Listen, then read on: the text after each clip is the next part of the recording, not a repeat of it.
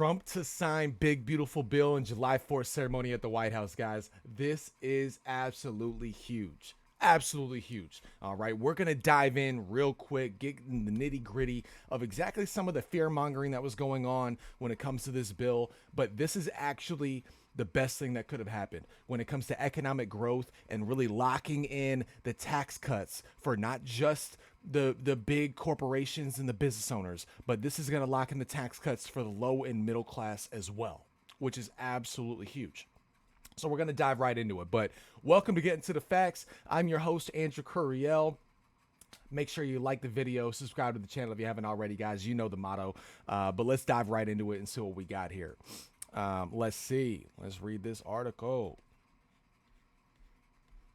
President Trump is bringing pomp and circumstance to his signing of the big beautiful bill on Friday with a 4 p.m. Independence Day ceremony at the White House. Some Republican members of Congress who voted to pass the legislation are expected to attend as the president puts his signature on his sweeping domestic policy bill. The final bill hasn't appeased all Republicans, but the president and Congress managed to pass it ahead of their self-imposed July 4th deadline. The president watched coverage of the bill's passage from the White House on Thursday. Mr. Trump took a victory lap during a speech in Iowa Thursday night, calling the first 5 months of his second term a declaration of independence from a really national decline. White House Press Secretary Caroline Leavitt called the legislation an encapsulation of all the policies that the president campaigned on and the American people voted on, and said it's a victorious day for the American people. Following days of hand-wringing and negotiations and House Democratic leader Hakeem Jeffries breaking the record for the longest speech on the House floor, the House passed the legislation Thursday afternoon in a 218 to 214 vote. Republican reps Brian Fitzpatrick and Thomas Massie voted against the legislation, and no Democrats voted for it. GOP leadership and the White House spoke with Republican holdouts for hours to advance the bill early Thursday morning. And again, guys, this was going to be this definitely wasn't going to be bipartisan. It never was going to be bipartisan. The Democrats won't ever vote for anything that Donald Trump is trying to do. But this is going to be the driver that is going to boost our economy through the roof. And there's a lot of things in here. The REINS Act is absolutely huge. I got a little video clip that we're going to show you as well, really showing you the cost of overregulation, and it's overregulation by people that were not even elected. These are federal bureaucrats that are just telling businesses that they need these type of regulations, and it costs us a ton of money. Okay, guys. Another big thing is it locks in the tax cuts that Trump did in 2017 that went into effect in 2018. I'm going to go through the percentages that are going to be locked in from what they were previously. If they didn't get locked in, it would have been the biggest tax increase in United States history, guys. In United States history. Okay? So I'm glad that it got done. This is just absolutely huge no matter which way you look at it. As well as the requirements for Medicaid. I think you'd be shocked on exactly how logical it is to have the requirements that they're wanting to have. So let me dig in here as well, guys. We're going to show you exactly what we're talking about when it comes to this. The big beautiful bill includes Medicaid work requirements for able-bodied adults aged 19 to 64, requiring them to work, participate in job training, volunteer, or enroll in school for at least 80 hours a month to maintain coverage. Exemptions exist for certain groups, including those who are pregnant, disabled, or taking care of young children. The bill also introduces additional documentation requirements for Medicaid recipients to prove they meet these requirements. Like, I don't understand how this is how this is bad whatsoever. And it's saying the impact. Experts predict that these requirements will lead to a loss of coverage for some individuals due to the administrative burden of proving compliance. There's also concern that people may lose coverage mid-year due to the 6-month eligibility check. Now, again, guys, I'm sorry, but if you're using taxpayer dollars, okay, all people's taxpayer dollars to give some people free health care, I want to make sure you're eligible. I think every 6 months is absolutely fine to make sure you're eligible. And if you aren't doing that, that means you really didn't need it. Okay? If you're really not staying on top of that, you must not really need that free health care. You're just taking advantage of it because it's easy. Okay? I want these requirements. Because I want people that are vulnerable in our community that actually are trying everything that they can to survive and make things happen, I want them to get free healthcare. Okay, even though I don't get it, I want them to get it, but I don't want the system abused. And I think every logical, common sense person would be on the same page when it comes to that.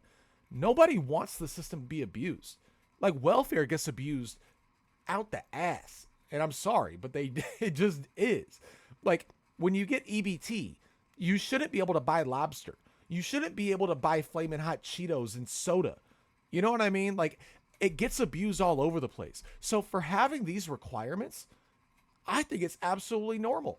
And it's saying if you're able-bodied, so if you don't have a disability, if there's no other reason, you need to at least work 80 hours a month.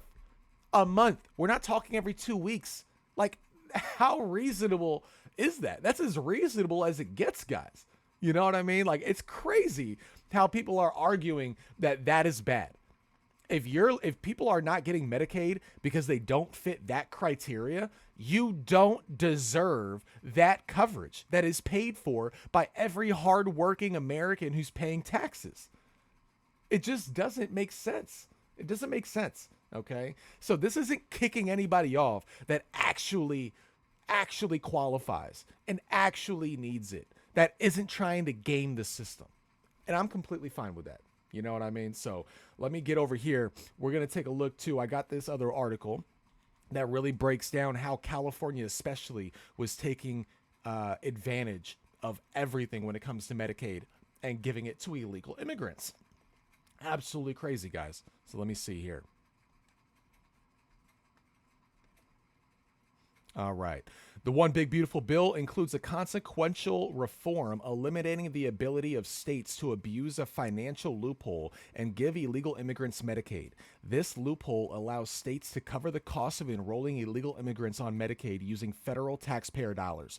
The OBBB's reform will prompt states such as California to disenroll millions of illegal immigrants that have been added to Medicaid, preserving resources for the program's rightful beneficiaries and sending a signal that Medicaid is not a magnet for future illegal immigration. There are several provisions in the bill that will significantly limit this scheme. Section 71117, which tightens the uniform and broad-based standard for providing or for provider taxes, restricts the loophole that has allowed states to launder federal dollars through their Medicaid programs. The new statutory guardrail acts as a backstop to a new Centers for Medicare and Medicaid Services rule on preserving Medicaid funding for vulnerable populations, closing a healthcare-related tax loophole. This rule abolishes the waiver process California and others have been exploiting. The statute and the rule work together, cutting off the loophole that has pushed the federal share of Medicaid far beyond congressional intent. This shell game has widened for years, but California's recent scheme has exposed the extent to which states have gone to abuse provider taxes. As I exposed in March's joint paper with the Paragon Health Institute, California tripled the provider tax it imposes on Medicaid managed care plans beginning in 2023, then recycled every penny through higher capitation payments to those same plans. Because the inflated payments looked like legitimate Medicaid spending, Washington reimbursed about 60 cents for every dollar, leaving the state with a multi-billion-dollar windfall it could spend on providing Medicaid to illegal immigrants and eliminating the asset test for Medicaid, thus providing access to wealthy Californians. Across the 4 fiscal years that run from April 23 through December 2026, the maneuver will pour more than $19 billion from the federal government into California coffers without a dime of real state contribution. That is absolutely crazy. Absolutely crazy. And you're telling me that our taxpayer money is going to fund illegal immigrants getting free health care? Hell no. Hell no. I don't know. If you're okay with that, you don't care about this country. There's no country in the world that would allow illegal immigrants. And we're not talking legal immigrants, guys. We're not talking people that are legally here on a visa. We're not talking about people that are legally here with a green card as a permanent resident. Okay? Illegal immigrants. They don't deserve our taxpayer-funded free healthcare. No, that is for the vulnerable part of our citizens, not the rest of the world's citizens that they decide to come here illegally. Okay? Illegally. not even through the right port of entry. It's just, oh man, that really rubs me the wrong way. How California just has the audacity to be like, you know what? Nah, we're going to do this. We're going to find any loophole possible to force the rest of the country to fund what we want to do and giving people that are not even citizens free healthcare in our state. I don't know anyone that would actually be okay with that. You know what I mean? So it's just crazy, guys. So let's get over here, though, and really look at this when it comes to the tax rates. This is huge, okay? Now, this is from, I'm going to show you what the tax rates were before 2018 when we passed the tax cuts that Trump did in the first term and what they are going to stay at permanently. All right, guys, this is huge, absolutely huge. The Tax Cuts and Jobs Act, TCJA, often referred to as the One Big Beautiful Bill, significantly lowered individual and corporate income tax rates starting in 2018. Before the bill, individual income tax rates ranged from 10 to 39.6%, while the corporate tax rate was 35%.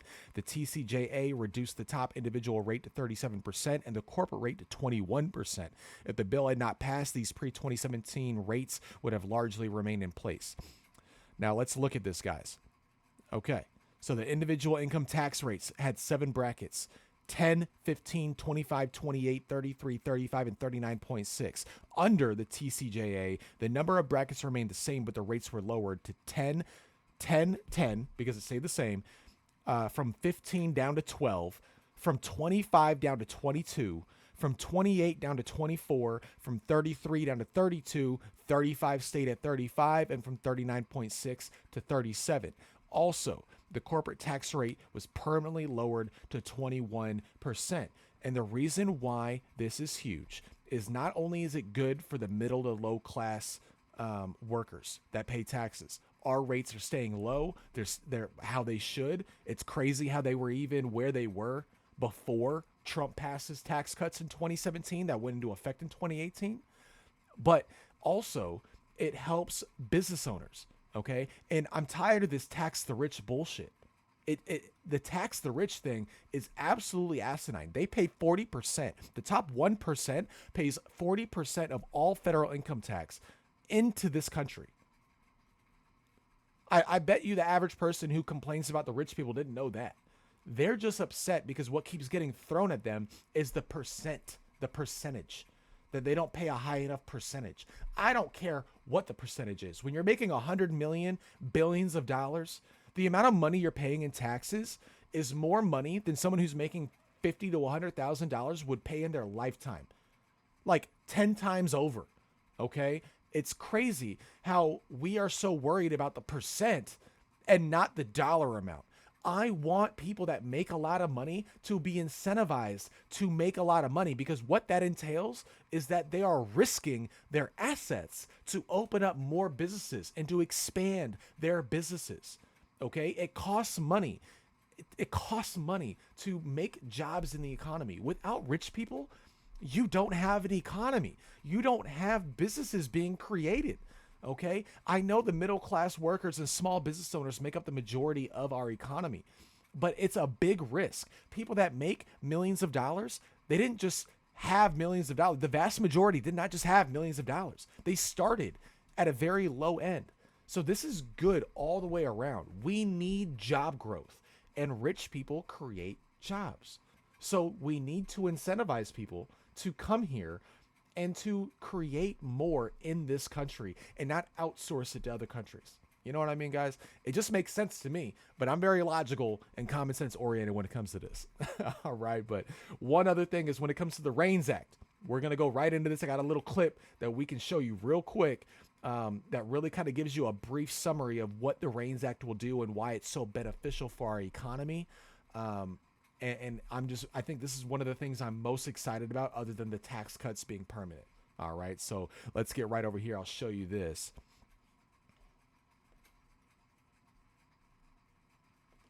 Hey guys, Congresswoman Kat Cammack here, and I have really exciting news. Just last week, our flagship bill, the REINS Act, was included as part of the budget resolution for the reconciliation process. Now, what does that mean? It means that the most consequential bill, the largest regulatory reform effort in American history, is well on its way to becoming law. Now, when you think about the REINS Act, it's very simple. It's $100 million of industry impact in rules or regulations has to be approved before it can go into effect by Congress. Now, currently, you have unelected, nameless, faceless bureaucrats in basements all over Washington, D.C. that are making rules and regulations impacting our everyday life, and it's costing us $2 trillion a year. $2 trillion a year that we, the people, pay for enforcement and compliance of rules and regulations that never were approved by Congress. So, the REINS Act is effectively the way that we drain the swamp and empower the people and put money back in people's pockets. So call your senator, call your congressman, help us get the REINS Act all the way across the finish line. This is the ultimate swamp draining bill. Guys, I mean, I don't think we understand how crazy that is. How much money we spend in regulation of businesses. And I'm not saying every regulation is bad. We want to take care of the environment. We want to do stuff like that, but we are over-regulated. Just look at California. It's the same thing. When you have unelected people over-regulating businesses, that is not what we want, okay? If there's going to be a regulation that actually needs to happen, it should go through Congress, not some unelected person that we don't even know. You know what I mean, guys? So overall, this is a huge bill. This is a great thing for the American people, okay? Like, I'm very excited, and we're going to see over the next year, especially, the fruit of the labor when it comes to this. And over the next 3 years and beyond, we're going to see, does this actually increase our deficit or not? And I don't think it will. They say it does, but they're not taking into account the money we're going to be saving from the REINS Act, from the deregulation. They're not taking into account the job growth and the economic growth that we're expected to have because of that. Like, this is huge, guys. This is absolutely huge. And when you keep taxes low, you incentivize people to create more and to spend more in your economy. All right. So overall, this is great. This is great news on the 4th of July. So I hope you guys enjoy it. Have a happy 4th of July. Have a great day. Stay safe out there. Drink responsibly if you're not working. All right, guys. And I'll see you on that next video.